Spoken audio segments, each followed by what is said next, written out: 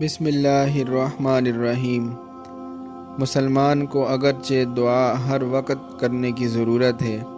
اور خاص طور پر رمضان المبارک کے پورے مہینے میں دعا کا اہتمام کرنا چاہیے، لیکن احادیث میں بعض خاص اوقات کی قید لگا کر بھی دعا کی فضیلت بیان کی گئی ہے۔ اس لیے ہمیں چاہیے کہ ہم بھی ان میں دعا کا خصوصی اہتمام کریں تاکہ ہماری دعائیں قبول ہوں۔ اور روزہ دار کی دعا روزے کی حالت میں پورے دن قبول ہوتی ہے، اور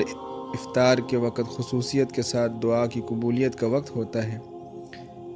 اور مسند احمد کی روایت ہے، رسول اللہ صلی اللہ علیہ وسلم نے فرمایا کہ روزے دار کی دعا رد نہیں کی جاتی بلکہ قبول کی جاتی ہے۔ اور اسی طرح ایک روایت میں آتا ہے کہ رسول اللہ صلی اللہ علیہ وسلم نے فرمایا کہ بلا شبہ روزہ دار کی افطار کے وقت دعا رد نہیں کی جاتی۔ اور اسی طرح ابو ہریرہ رضی اللہ تعالیٰ عنہ سے روایت ہے کہ رسول اللہ صلی اللہ علیہ وسلم نے فرمایا، 3 لوگوں کی دعا رد نہیں کی جاتی،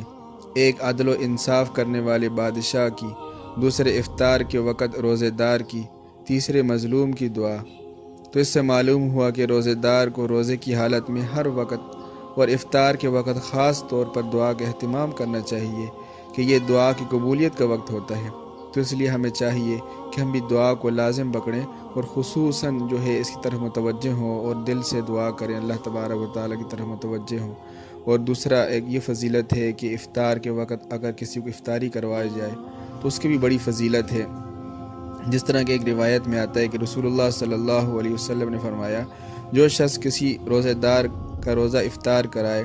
تو یہ اس کے لیے گناہوں کے معاف ہونے اور جہنم کی آگ سے نجات کا سبب ہوگا، اور اسے روزہ دار کے ثواب کے برابر ثواب ہوگا، اور یہ کہ روزہ دار کے ثواب سے کچھ کم نہیں کیا جائے گا۔ صحابہ کرام رضوان اللہ تعالیٰ علیہم اجمعین نے عرض کیا کہ یا رسول اللہ صلی اللہ علیہ وسلم، ہم میں سے ہر شخص تو اتنی طاقت نہیں رکھتا کہ روزہ دار کو افطار کرائے۔ تو آپ صلی اللہ علیہ وسلم نے فرمایا، یہ ثواب پیٹ بھر کر کھلانے پر موقوف نہیں، بلکہ اگر کوئی بندہ ایک کھجور سے روزہ افطار کرا دے یا ایک گھونٹ پانی یا ایک گھونٹ لسی کا پلا دے تو اللہ تبارک و تعالیٰ اس پر یہ ثواب مرحمت فرمائیں گے۔ جس طرح آگ بعض لوگ جو ہے کھجوریں تقسیم کر دیتے ہیں، تو اگر اس کھجوروں سے بھی اگر کوئی روزہ کھول لے تو یقیناً اس کو افطار کا ثواب مل جائے گا۔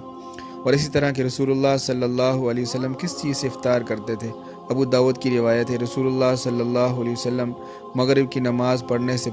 پہلے چند کھجوروں سے افطار فرمایا کرتے تھے، اور اگر کھجوریں نہ ملتی تو چند چھواروں سے افطار کیا کرتے تھے، اور اگر وہ بھی میسر نہ ہوتے